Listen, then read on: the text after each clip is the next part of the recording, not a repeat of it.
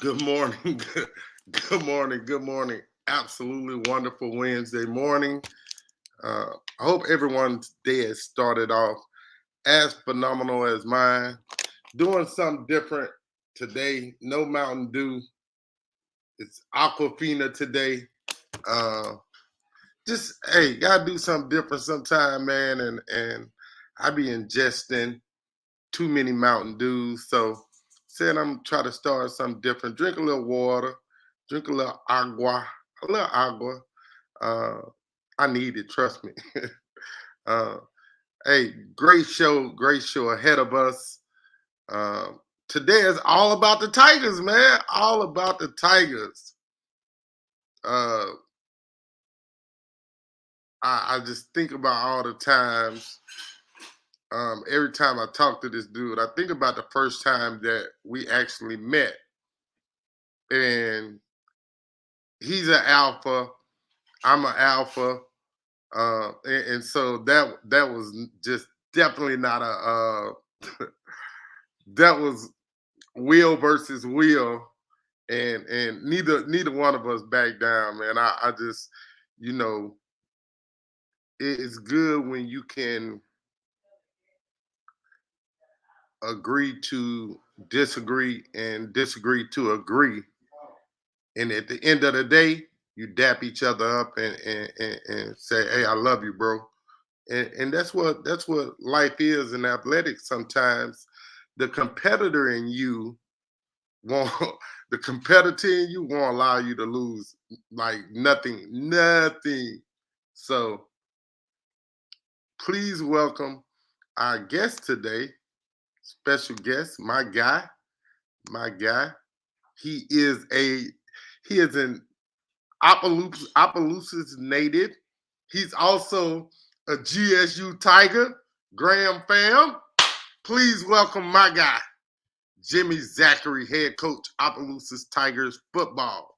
Uh, I might have misled y'all a little bit saying it's all about the Tigers, but hey, in his world, it's only one Tiger, and that's That's the it. Opelousas Tigers. What's up, Coach?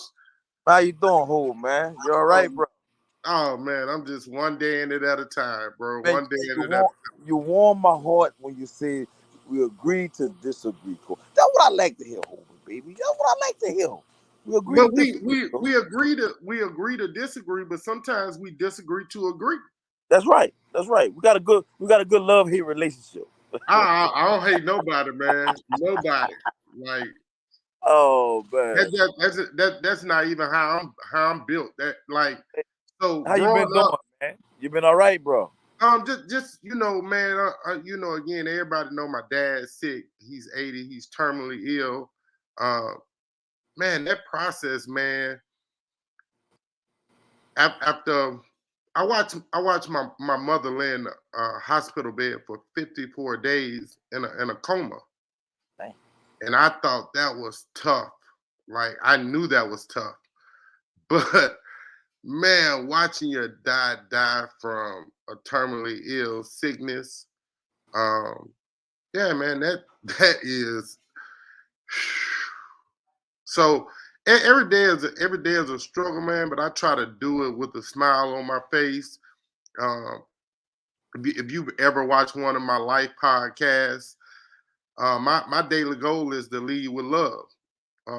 That's how my mother raised me, um, and I learned more about love as an adult than I ever did as a now adult than I ever did as a young adult because I was grieving my mother for a long time. So when you have all that pain from loss in your heart, like it's hard to see anything. And Right. so just trying to grow up in my everyday life, man. Lead with love. I stay away from toxic people. And it doesn't matter if they think they're toxic or not. If I think you're toxic, holla. Right. So other than that, bro, I'm telling you, man, life teaches you lessons every day. You just have to open your eyes to see the lesson that it gives you. Um, Wise man. Gotta protect your so energy. So, well, oh, I got to ask you this question first. All So, right. is Hobart Grayson the fourth still the best athlete you've ever been around? Hobart, Hobart is a hell of an athlete, man. Shout out to my guy, man. Hey! See, I don't even like that word. I was just teasing with you, Jay. I really wish we stopped giving kids that have worked on their gift and excelled in it. Stop calling them athletes. It's something that they do really well within the 8 or 9 things that they already do well within their sport of choice. Just call them what they are: football player, or a basketball player, or a track lead. You know, like it's we got to give these kids the respect that they're earning. Yeah, you know, you can't, you got to look at it as respect because he's a basketball player, but if he's multifaceted and he plays other sports, that makes him an athlete, Hobart. But an athlete can't do anything but run and jump. A 3-year-old can be an athlete, but is he adding to the game? Yeah. So Like, let me ask you this, Hobart. So with Lil Hobart, he was a hell of a basketball player, right? but in my opinion,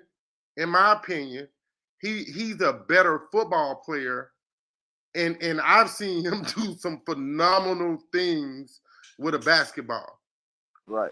But because football was his first love, I've seen him do some incredible things as a young football player and youth athletics. I can send you a couple of clips, and I saw him do some stuff, some phenomenal stuff in his 1 year as a high school football player. Right. Like,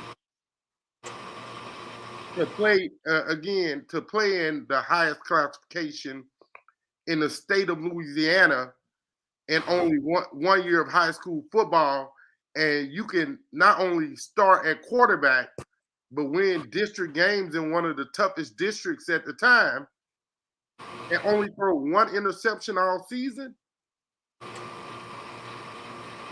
You got dudes that play quarterback their whole life don't accomplish that, and they wanted him to play cornerback in college. Are you for real? Like, all the Oh, great. Hobart, you can't tell these people where they put this man, man. They might see something different, Hobart. You know what? You always see 6'3", 6'4", 6'5", strong safeties and free safeties, and that's acceptable at in college and in the NFL. But in in college, a 6'5" corner, you ain't never seen that. Nah, I seen 6'4", 6'3". I think that Western kid was he played for Dallas a few years back. He was like 6'4" at cornerback. Fast. Corey Webster. No, Westry. His last name is Westry. Oh He yeah, played cornerback. I, He was I 6'4". I probably couldn't tell you anything about the cryingest franchise in NFL. Oh, did I say that? I'm sorry, Jerry Jones. Y'all not that. I didn't mean that. I swear I ain't mean that, Jerry. I ain't got no money, Jerry. Hey, stop that, man. I got a lot of Cowboy fans in my family, man. I stay neutral, you know. I'm a Pittsburgh guy, me. Really? Oh yeah, I'm I'm a die. fairness guy. Me, Who? fairness. Oh, fan. All about fairness. I understand. Who? I used to be a big time Saints fan though, Coach. What happened? Until I noticed the trend. Every year we I'm were still giving saying, away our best players. yeah, and then get him back when Every he year old. we were giving away our best players. Y'all Huh? still, but the Saints still do that. The Saints to give away their Do they? best I don't. player I don't. and then get them back when I they old. don't, I don't pay attention anymore. So, again, I thought we had clicked in '09 when we won the Super Bowl. We come back a couple years later, get Mark Ingram. I was like, oh shit, got the best running back in college football. What, man? Who text you? Man, they used that dude as a spot back and then was mad because he was mad because he had been used to get 30 carries his whole career up until he got to the Saints. And then he getting 6 carries and you wonder why this dude mad. Come on, Sean Payton. Drew Well, Brees ain't never been that good. You Huh? know, Sean Payton won the records for Drew Brees, man. Drew Brees ain't ever been that good. I'm, I'm, yeah. You got Well, Mark Ingram on your team and Drew Brees. You know what they call him in San Diego? San wow. Diego Drew. That means he was a beach bum. Oh, wow. I didn't know that. Yeah. He I, his I mean, but you can't take that away from him. The man did some great things for the Saints, man. right. He led the league in interceptions every year. Nobody talked about that. Oh, my bad. I said that out loud. I'm sorry, Drew. Thank So you why for all. let me ask you a question. So why they giving James Winston a hard time right now? Because his third interception he threw. But nobody want to talk about Drew Brees and or what you just said with that stat you just gave. Hey, I don't know, man. I'm gonna leave that one. Hey, Jimmy Zachary, Opelousas Tigers football. Okay, man. You know me. I'm about to smoke now. I'm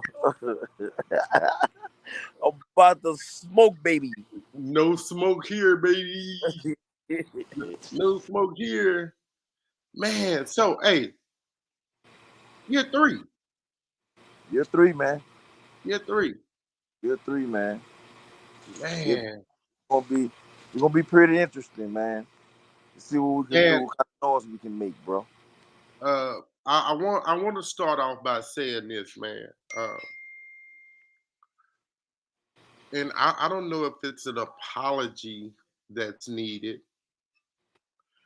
but it has to have been a lot of growth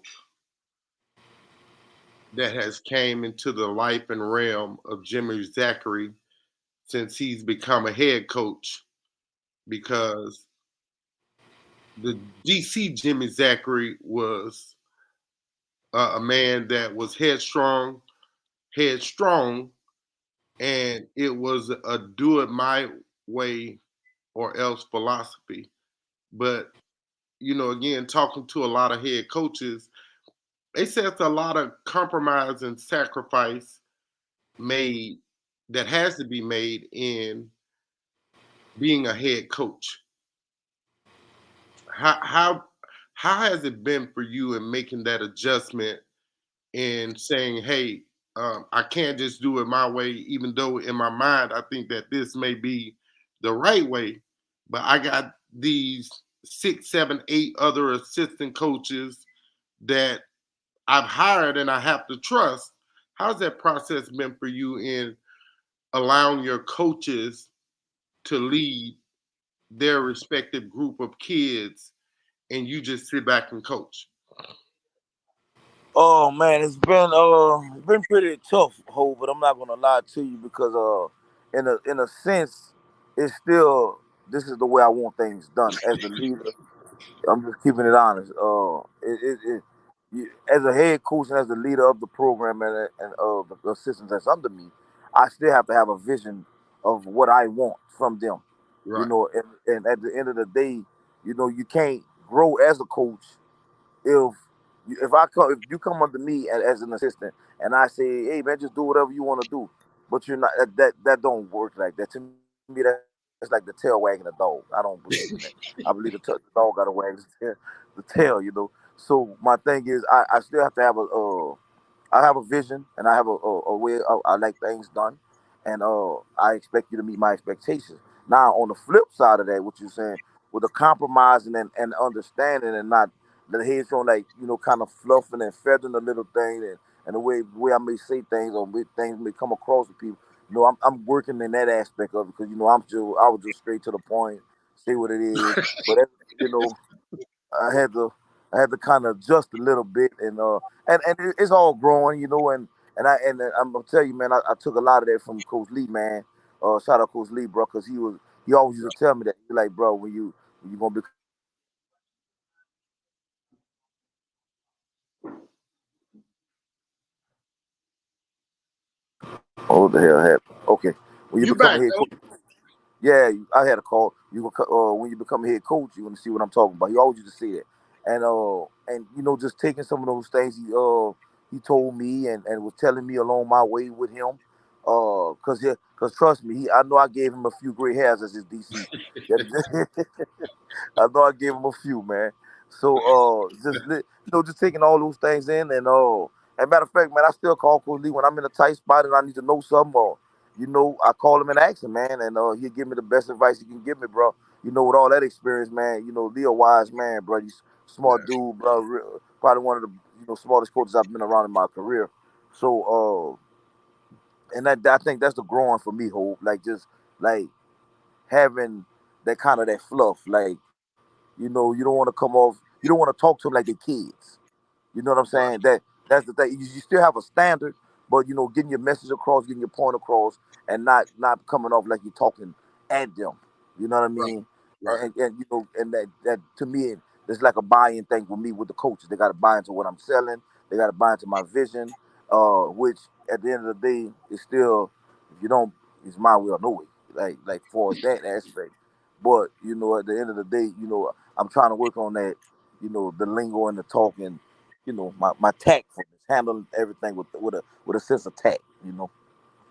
I didn't even know you know what that was, Coach. But hey, see, that's the growth that I'm talking about right there. That's the growth that I'm talking about because the Jimmy Zachary I first met about 7-8 years ago, he didn't know what tack was. But Nah, bro. hey, I'm not knocking the chip off your shoulder and leaving the one on mine alone. See, I knocked the one off mine too, cause I Yeah, had to learn to be tactful. I right. all again in the process of this game of life, man. You have to learn a lot of lessons, and Oh yeah. even myself, even myself, I've learned a lot from Coach Lee. Um, and because we've had 1,000 different conversations, not just about football or sports, but he and I have had a lot of conversations about life. You know, Right. uh, and the one thing that he told me that I'll never forget is he said, it doesn't matter how long you've been coaching, or it doesn't even matter how long the coaches that you hire to come coach under you have been coaching as the head coach, you still have to coach your coaches Oh, that's in correct. some manner or another. Because That's right. if you're not growing, if you're not growing as a coach, if you're not growing as a player or in whatever it is you're doing, you become stagnant and then the game passes you by. Correct. Correct. Yeah, he definitely always talked to us about that. Talk to me about that, coaching my coaches, and I just getting on the just I really honestly I do like really a lot of the same things he did when I was at EA, man. I get my coaches in here, bro, and get on the whiteboard and we'll talk football down there all morning. And that's the thing Lee used to do with me, man, and at least and that helped me get better as a coach, X's and O's wise, just planning wise, forward thinking wise, like what can happen, because again, everybody has a plan, and this whole you've been around the game long enough. You could come in with a game plan, but at the end of the day, what you gonna do when that other team adjusts to what you already have going. So again, and Lee put me on all that, man, and like I said, the forward thinking of everything, bro. So and I do, like I said, kind of a lot of the same stuff we did when I was at EA, man. Again, though, he's been the head coach of a professional organization. He's coached, I think, at the collegiate level, if I'm not mistaken. And even when he started off at Northwest, as a coach at the high school, excuse me, at the high school level, all he's done is win. Right. And so if you can't take life lessons about football from a guy that's won at every level as a coach and a player, like that Something would wrong probably with you? like we gonna have to question your mental on that, Right. because if all you do is win at every level, that means you must know something. And I can tell you this right here. Like Coach Lee has a million scenarios in his head that he can just like and it's Oh man, you know hey, we call him. Hey, over next time you see him, call, call him the wizard. That's what we call him. We the wizard, man. The right, wizard. He thinking about things you ain't even thought of, man. right, You know, and it just putting you, like you say, putting you in them spaces. You know, before the game, it's like we play the game before the game. right. You know, and I really appreciated that about him, bro. Like he'll get soon as I'm talking about do it over, get him. Well, first you can walk in and get him a cup of coffee. That's number Yeah. one. Cup of coffee, go in his office, put his whistle on, then we on the board. Hey, what you think about this? What you gonna do if they do this? Bro, that's priceless, man. I Right, ain't gonna never forget. That's, stuff like that priceless, bro. So and you know, and like I said, I find myself doing the same kind of things, you know, with my coaches, man. Because again, iron sharpen iron, right. you know. And then he knows both sides of the ball. He can Yes, coach sir. every single position. He does. He know it all, coach. He know it all. He know it all, man. He even know what you thinking before you thinking it. When you look at the process of now being a head coach, I'm not saying you have your feet fully engulfed in the turf or in the natural grass, but what's the biggest lesson you've learned from being a head coach? I think the compromising, bro. Like the give and give. Because again, as the assistant or as the DC, you know, you're looking at the head coach like, man, why is dude letting this man miss practice? You know what I'm saying? And man, this man should be on the team. You know, man, we do as the assistant. That's Right, my mind. Not knowing the decisions that goes into everything from the head. You don't right, know what for a family going through. You know, all you know as the assistant is he missed practice. But you don't know right, what kind of head coach, what kind of call the head coach done got, or what kind of text he done had gotten. You know what kind of talk he done had with the kid's family. And I think that alone, the compromise, the give and the get. You know, you got to take a little, but you got to give a little. You know, at the right. same time, because again, I'm getting these calls, and it's funny because my sisters will come to me like, "Coach, man, why this man ain't off the team yet?" It's the same. Hey, I swear, the same thing I used to do, Lee, man. I swear to God, bro. And they'll come to me and tell me, "Man, Coach, why this man not off the team? This man done missed 2 weeks of practice." And then, but you don't know this man grandfather laying up in the hospital, they about to die. His whole family took a trip to North Carolina, so he's Right. gonna be going the week. You don't get those calls because you're not the head coach. That's right. You know what That's I'm saying? right. So and then as a head coach, I feel like I don't have to explain that to you. This is my Right. team. You know what I'm saying? And now I understand. Like you know that thinking and everything that goes into that was the biggest eye opener for me. Like, damn, I see why. Like it just can't go like that. Like, hey man, he need to be off the team. He done missed too many days. You don't know what's going on like outside of that. You don't know what kind of calls the head coach done got. You know, Right. or Right. like and that I think the compromise and the give and the get. You know, the taking. You giving. You got to give a little, but you're gonna get a little. You know.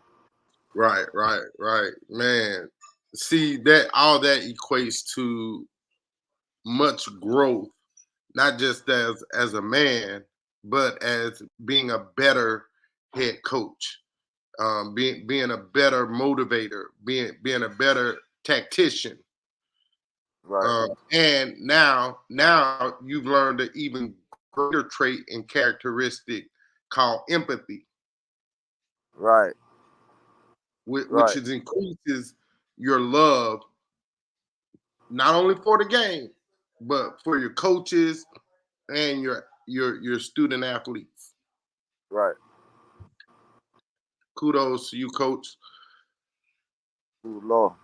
Kudos to Coach Lee, because I know he used to be tired of my ass. I used to show I know my dog. I know he used to get mad. Like, man, this dude don't even understand, man.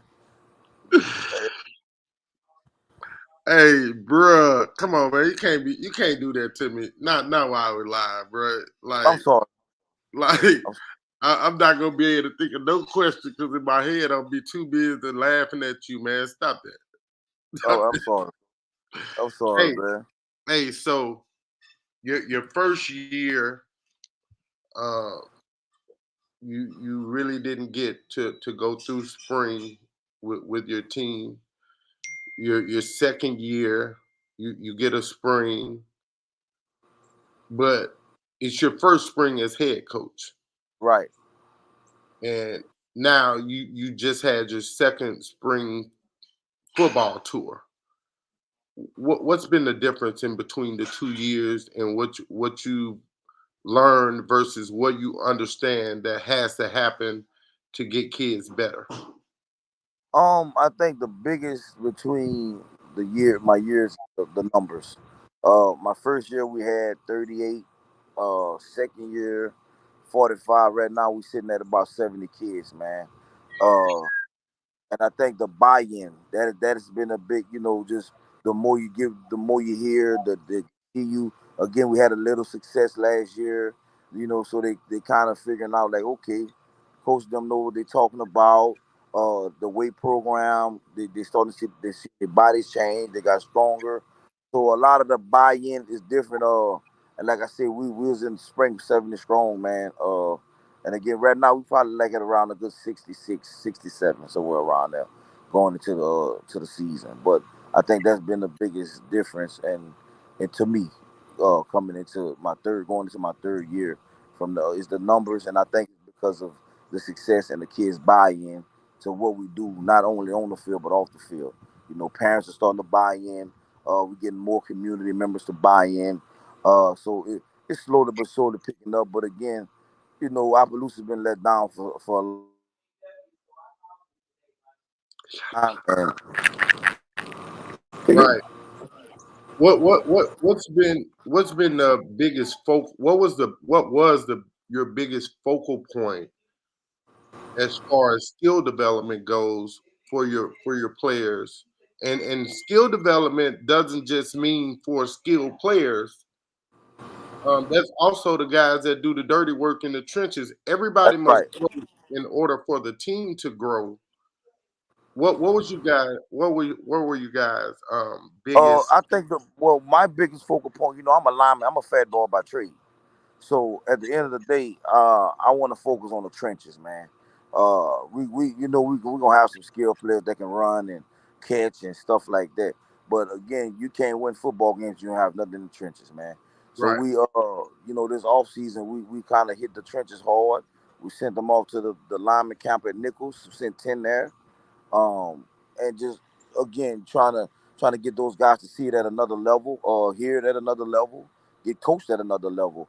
So and right. hopefully we can bring that back, and that trickles down to the guys that wasn't fortunate enough to get sent there to the camp and bring it back to the team or whatever. But I think the biggest focus this upcoming year was our trenches. So we wanna tune into the trenches because we want to be able to run the ball pretty effectively. How much of a growth did you see in those guys on the offensive line that are returning versus last season? Think versus yeah, that's fine. Versus last year versus the spring versus right now. Like how much growth have you seen since everything transpired in the process of getting better? I seen a lot of growth from our senior, our anchor now, cause we lost Trent Murphy last year. He was our anchor. He's at UL now, on scholarship. But Bryson Baloney, he's gonna step up. He's our senior, and he's the anchor, and the growth that he's shown as number one as being a leader, and and help, because again we are a young team, so he's helping those young guys along, along the way, showing them the ropes and showing them what it takes, and really being on them, staying with them after practice, and what they're doing, get offs or steps or whatever the case may be. So he's being that leader that we need to move in the right direction. In order for guys to play extended minutes, conditioning is a major factor. How much effort goes into conditioning for your trench guys to be able to play the long haul of penalties? Okay, we got to make up 12 yards. It's third and 19 now.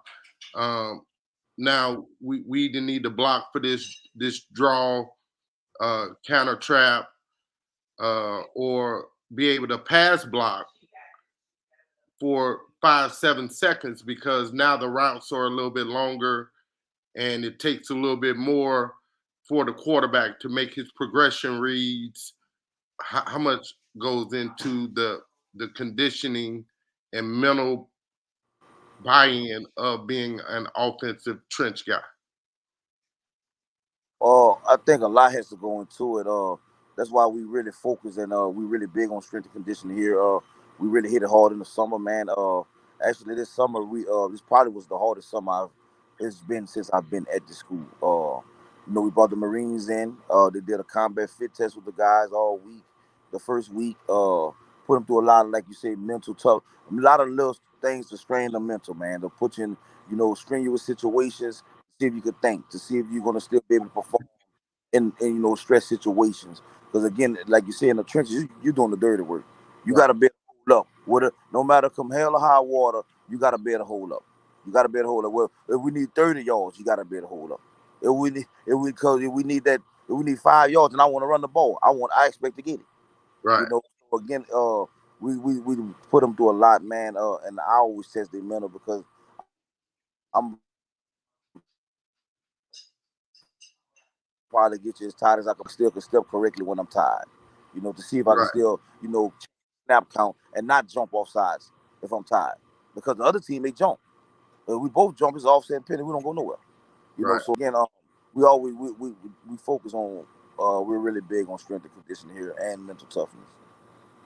And those are two great things though that take teams to their next plateau, be it from bad to average, average to good, good to great, great to phenomenal, phenomenal to state champion.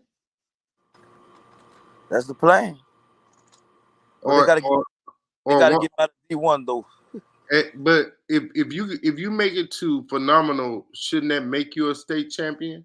You gotta earn the state championship, man. You could be phenomenal in a lot of things and not a state champion. I think I'm more I'm gonna agree with phenomenal. you on that. I'm gonna agree with you on that. You Uh, gotta earn that state championship, man.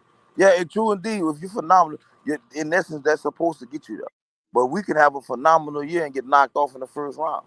Man, say, and that's why they play the game instead That's of right. viewing it on paper. That's right.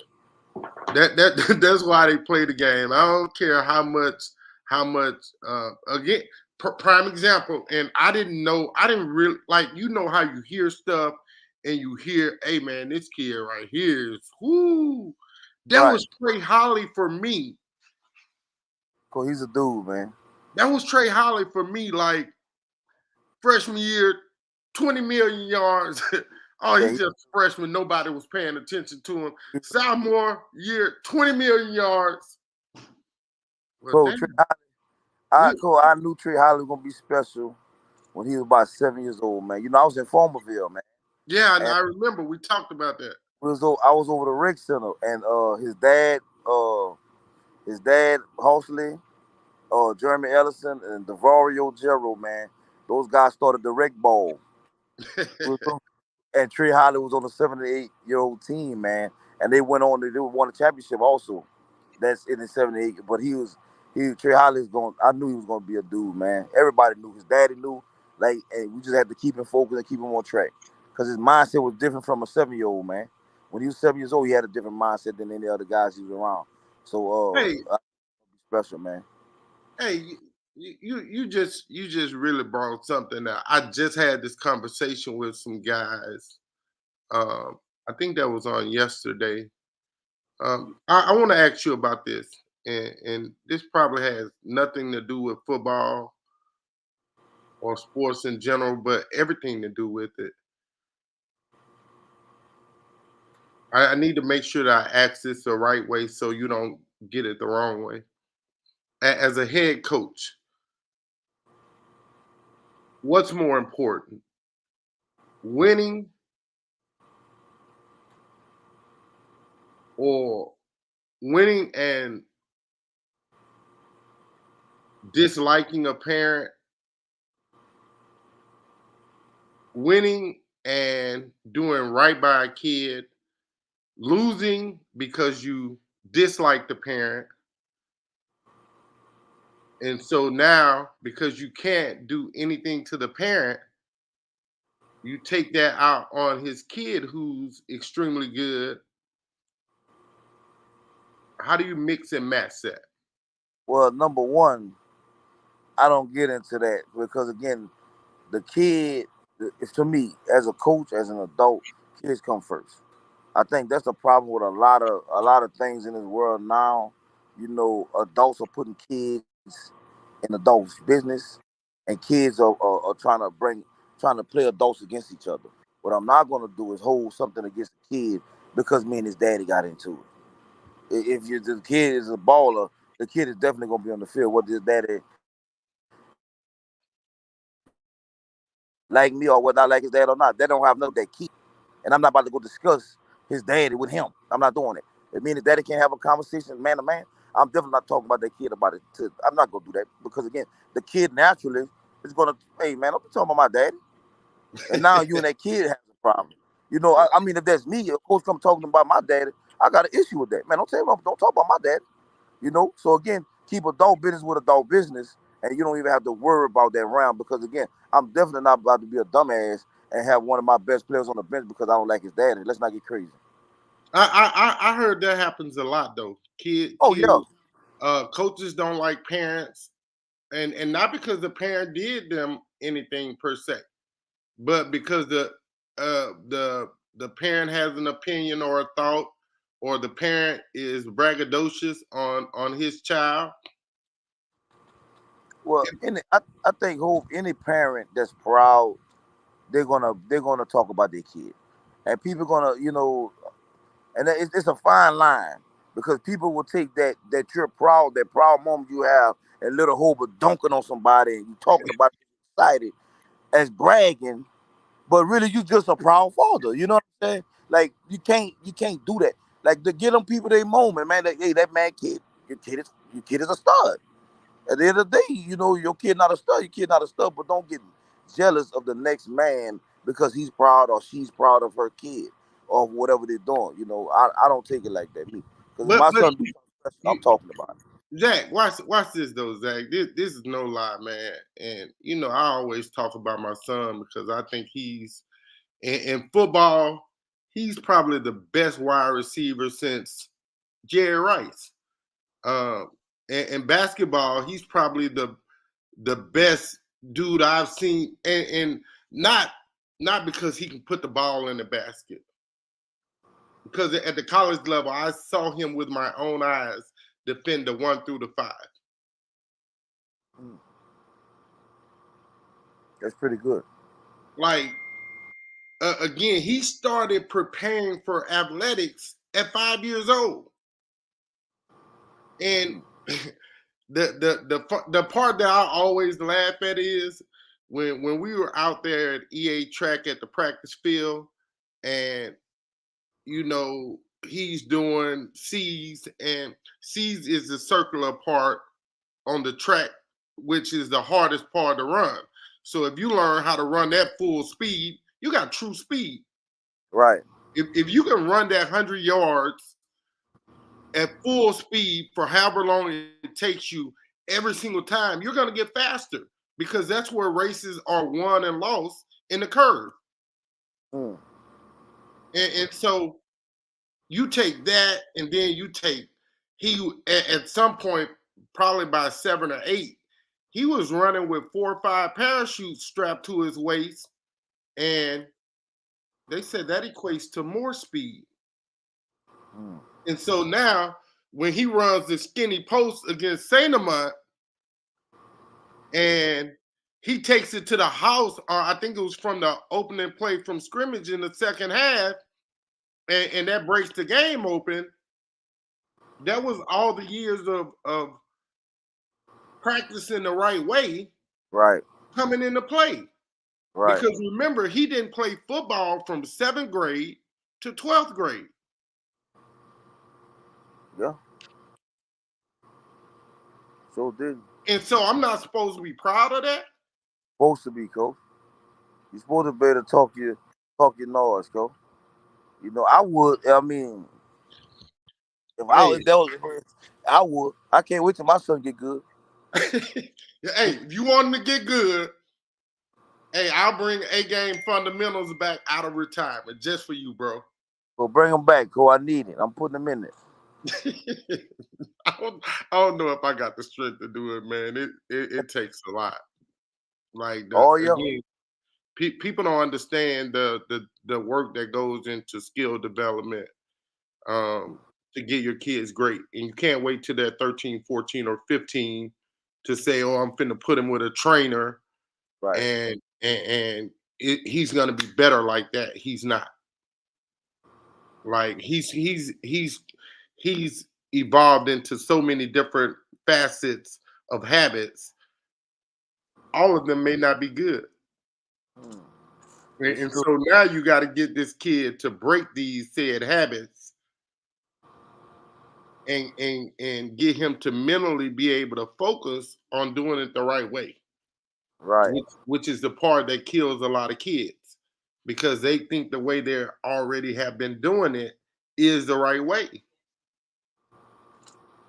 No light comes on if no work is done. Hmm. 7 on 7. We had a we had a good summer, man. I didn't like the end result. We went out there to Grambling team camp, team 707. Won 7 games, man. Got to the championship, bro. We lost out to Homer. I think it was 23-24, something like that. On the last play of the type of game, type of deal. But the guys competed. I thought we got better on both sides, coverage wise. Quarterback, being that he's going into his sophomore year, he looked really good. Starting to understand, how to read the field a little better. Then we went to another one at Westminster. Same deal. We won about 7 or 8 games. Got to the championship game. We lost it by 3, 16-13. So Uh, were the losses due to exhaustion or mental lapses? I think it was a combination of mental lapse. Because again, I don't believe, it goes back to what we talked about. We condition you to put your brain in those type of stress situations where I still can function and think, where I should be Right, busting the coverage, no matter how tired I am. right, And that was near and dear to me because we lost both of them on a blown coverage on defense. right. So again, I got to be able to still function and backpedal even if I'm tired, or even jump. One was a jump ball situation and guy in perfect position. We just don't even jump. But again, exactly. If my mind has to tell my body what to do, my body don't tell my mind. Uh, I'm going to get this thing. yeah, all you gotta do is jump and bat it down this ball game. Right. So again,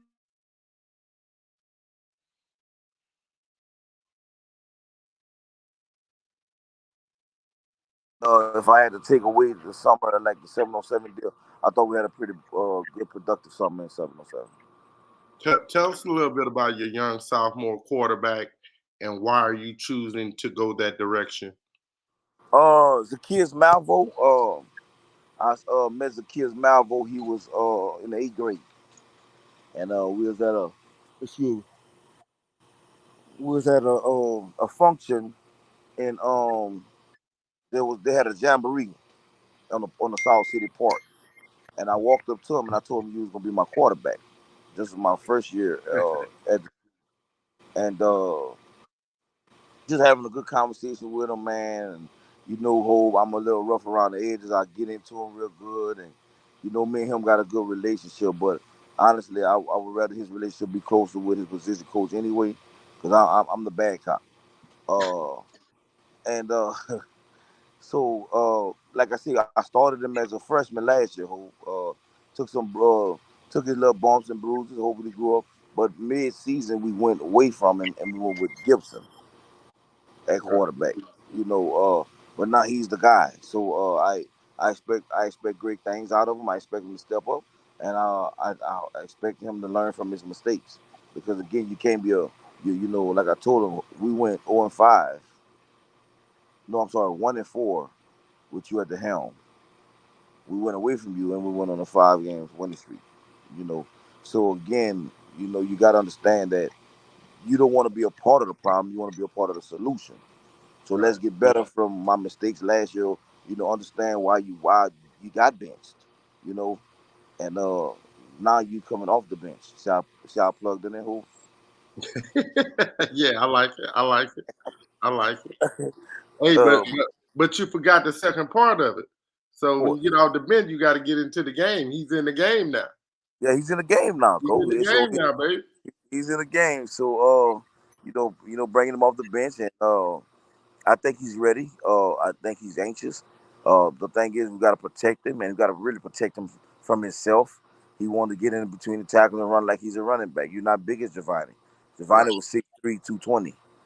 You know, you're not that at all. Now, maybe when you become a senior, you're going to be bigger, of course, and stronger and faster. But right now, we got to protect you because, again, you're the franchise. You know, so when you break out that pocket, if you don't have a clear lane to go to the end zone, get go out to of bounds shot. and get down. Yeah, because again, defenders, they licking their chops. They want to punish you. Right, So right, again, gotta protect him. Kind of remind him, hey man, you're not doing no backyard football stuff. This is organized, and you are the leader of the team, and you gotta understand you can't get hurt. You know. right. So, but yeah, I think he's gonna be fine. You're around football greatness in LCA, STM. Up the road is Acadiana. You have a young varsity program in the Southside Sharks who are showing their ability to strike blood. They have a couple of playoff appearances in their young careers. Watching these guys, what have you picked up to help you learn and understand about things that you can implement within your program to help build winning characteristics? Um, man, matter of fact, it's funny you said. I just was talking about this the other day with Coach Eric Franklin, man, out there at Lake Charles College Prep. We I know played him. Coach Frank. Yeah, my guy, man, pretty cool, man. Uh, but we went to the coaching clinic in Baton Rouge, and Falk Trev talked. Trev had a session where he spoke, and what he said was he don't he don't hit and he don't go past all year. He said they maybe put full pass on maybe twice a year in the season. He don't hit. He don't do none of that. He went into why he does do things the way he do. And I mean, hey, he don't. The ball been winning championships every year, if not every other year. You know. So again, and talking about preserving your kid's body, and and I've been big on not. I'd rather peak later than early. You know what I mean? I don't want to peak now and then fizzle out when it's time to make that district run and the playoff run. I'd Right, rather be peaking right on time when it's time to get in that district play and then going into the playoff. And I always believed in playing my way into shape. I didn't believe in like conditioning too much during the season. I like the kids to play their way in shape because again, you can run as many hundreds as you want, but when you get in them trenches and you fighting against another dude and you battling, that's a whole different kind of condition. right, So getting in game shape. When he said, I was like, man, how you gonna get fit? And he was like, yeah, I was worried, man. He was talking about the week before they had Acadiana coming in, and Acadiana physical wing T, and right, he was worried about going to that method about not practicing with pads and hitting and stuff like that, preserving his guys. He was like, I wondered if my guys was gonna be as physical as I need them to be, being that I didn't hit or anything like that. And he was like, Coach, we didn't miss a beat, so it's been working out for him. We kind of gonna go to that this year, and I'm gonna see how it works out for us. I mean, why not patent after a state champion? right, right. Again, that's always been a theory of mine If you want to be a champion, you have to emulate what champions do, and Correct. that's from the end of the season. If they take a month off, oh, champions never take a month off. Hmm. They're always working. Right. That's when they do the bulk of their weight room work is right after season is over. So Right. if you want to be a champion, you have to be humble enough to emulate a champion.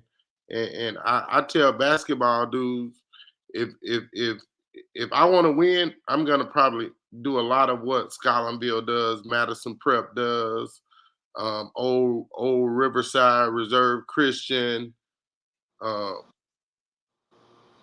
Casey, whatever Casey Jones is doing, because he's there every year. It's just the again, like you said earlier, that fine line between this or that that gets you over the hump. And like you just winners follow winners. It's a trend. Oh yeah. Oh yeah.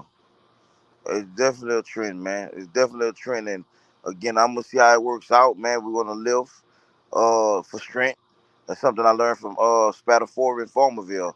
He always talked about he don't maintain. A lot of coaches when they get in season, they maintain what they did in the off season. They don't lift as heavy. But Spat, he lived for strength during the season, so he's still in season doing it like it's off season. So now when you're getting stronger as you peak into the playoffs. And I thought that was pretty neat too. So we gonna see what it's hitting for, co. I'm just trying to be amongst the greats, co. That's all. Oh yeah, that like again, it seems like you've been around a lot of great influential coaches that you taking a bit here or a bit there from, and in the process of that, it should lead to greatness for the Opelousas Tigers, led Jimmy Zachary. When you look at the principle of team goals, and you first have a conversation with yourself, and then you want to pass that information along with your coaching staff, and then from there you may have a conversation with your quarterback or whoever you feel the leaders of your team are, and you put that into an orientation form of structure and understanding. And now, how do you give that and disseminate it to the entire team? First you always want to be on the same page with the coaches because everybody has to be preaching the same thing, and Right. that goes with vision. And then you come with it. I call it a leadership council. It's something else I took from Lee. Leadership council. So we got like about 5 or 6 players on the team that's we consider the leaders of the team. We meet with them, give them the goals because again, not only the coaches got to be reinforcing, what was said by the head coach. I need the leaders on the team reinforcing it too. So now you're constantly hearing it from the other coaches. You're hearing it first. You're hearing it from the head coach. You're hearing it from the other coaches, and then now you get it from your peers because they're preaching the same thing. Everybody's preaching the same thing. So eventually, it takes wildfire. And some of our goals. You didn't ask this question, but I'm gonna give you a few. Our main goals. I want to be above 500 going into above 500 going to the playoff, and I want to be the district champion. We finished second to Cecilia in district last year, and I want the title. I need it. That's one of the main. That's short term, district championship, and then long term, of course, is state championship. That's always the end goal.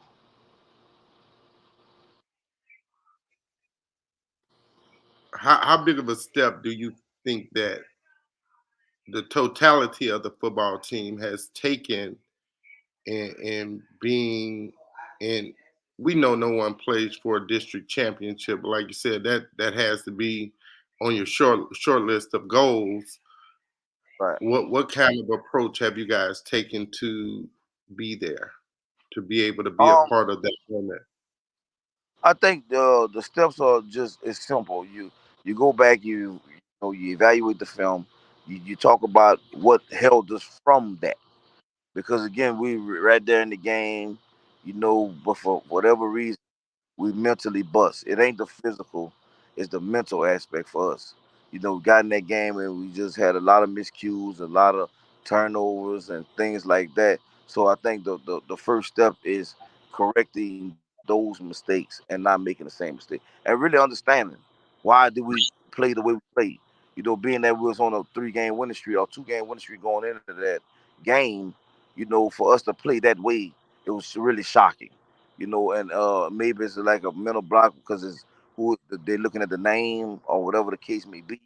But again, we have to get better, especially with the young guys that we do have and the guys that we have returning. You kind of want to just reinforce that they got to play us. We don't need to be worrying about no names or whoever it is or whatever, that who it is. It could be the Packers. I need our best game and play to your capabilities. If you just do that, man, I think we're gonna be fine.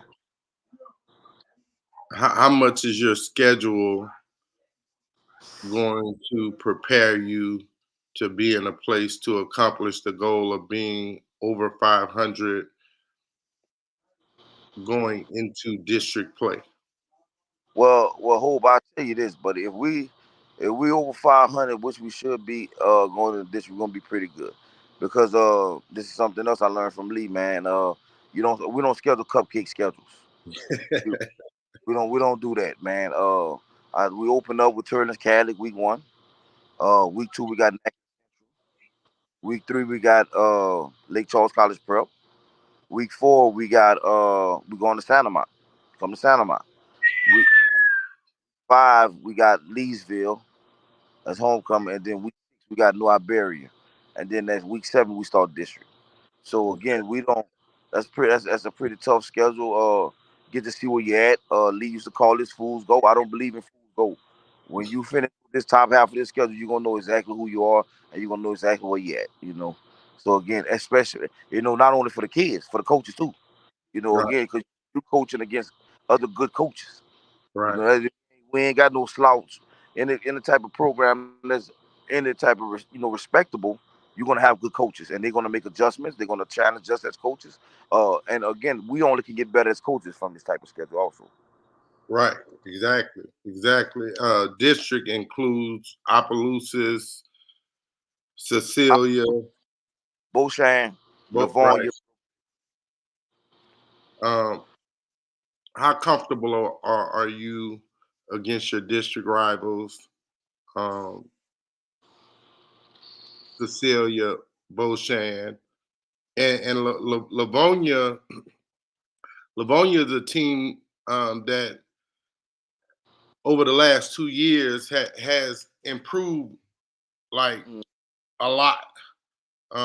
They got guys that at the skill positions that are really good, and saying, hey, don't forget a oh Cole, I look saw I saw that on you earlier. I definitely look gave never wore my shirt yet, but it's okay though. you gave me no you were supposed to give me a warm-up that I never received. Oh, you don't want to do this live, bro. You know I'm always be right. You're I want absolutely. I want my warm-up, man. I I You, I think I I need got a I, I got something fresh off the press for you. Ho. What size you wear? oh, oh, Extra large. hell no. Ho, but last time I saw you, They're you, like you putting an extra medium on me. hey, last time I saw you, you had lost a lot of weight, bro. I gained it back, man. I've been I've been at Hey, that's the Mountain Dews, man. yeah, Look at that, man. That look good. I'm That so look I'm real. so I'm so I'm so ashamed of myself. I'm so ashamed of myself. Hell, I got fat boy issues sometimes, man. I'm working on it though. I'm working on it. come on, man. And I've been really killing the Mountain Dews, man. Mountain Dew is a safe place for me. Mm-hmm. Mountain I Dew's all right. ain't gonna lie, man. Mountain I've Dew a been, safe place for me. but I've been doing pretty good with my eating. Well, not with my eating, but like with my drinking. I drink like a lot of Gatorades and water. But it's hard, man. My mom, bro, she cooked. My mom cook every day, man. Then every Sunday she want all our my sister moved back. Uh, so all the kids are back home. So everybody's back in Opelousas, man. So my mom, she cooks every Sunday, and if you don't come, she probably not gonna speak to you for 2 weeks. Hey, hey, So hey! Look. I need you to send me your mom's address, and so she cooked. this Sunday I'm gonna roll through like I've been family for 40 years. Oh, you ain't even gotta be found, Cole. If you come in there, Cole, my daddy gonna make sure you eat, and he gonna make sure you take some home with you. Cause Oh man, let me get you a secret, Cole. We cook like the clumps, baby. We, we, we gonna have about 3, 4, 5 entrees. Oh yeah, my mama cook. They don't just regular. Toy Coach, she cooking about at least 18 cups of rice. can, can Yeah, she can she cook hot cook. water cornbread? Coach, my mom can cook anything you ask for, Cole. And probably cook it really good, better than you had. Oh no, can't nobody cook better than Anna Ruth Grayson. Hey, Anna I'm Ruth telling you, was man. a master chef. Well, No, you're supposed to go with your mom. You know what I mean? I'm riding with my mom, man. You know that's hey, all the hey, cooking. I'm always ride with my mom and my sister. My sister cooked some collard greens the other day. Oh my lord, some neck bones. And the only thing I had an issue with, bro, was she cooked oven bread and not hot water cornbread. She know all my days. I used to eat hot water cornbread and cornbread dressing with some giblet gravy and sweet potato pie. And that's all I had. My mom and them said I was the craziest person in the world eating all that bread. Of course, a lot of bread, bro. I It's a like lot of bread. bread, dog. Yeah. And then my sister, she could cook to my older sister, man. She was like the mom of the family. My mom and dad was at work, so she back. She cooking. She just called me over the other night to go get some tacos she had made from scratch. So it's rough on me, Hobie, man. I ain't that disciplined, bro. I'm Me sorry. neither, bro. Not when it comes to eating. Look, No, Cole, you not. my No, Cole, I sister ain't that disciplined. standing over me, looking at me right now, like I can't believe this fool in here telling my house stories. I'm sorry, sis. I love you.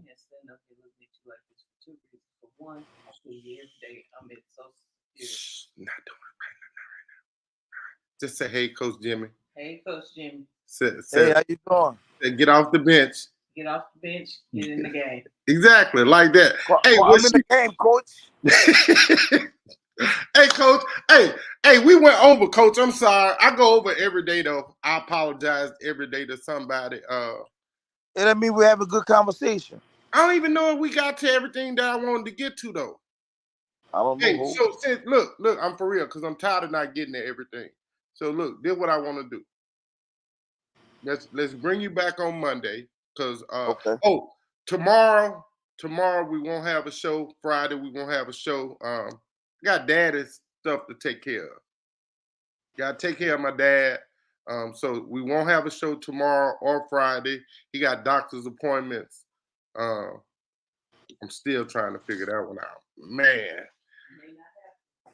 Man, how I'm gonna get my daddy to get out of the bed because he won't get out the bed anymore to get him to the Really? doctor.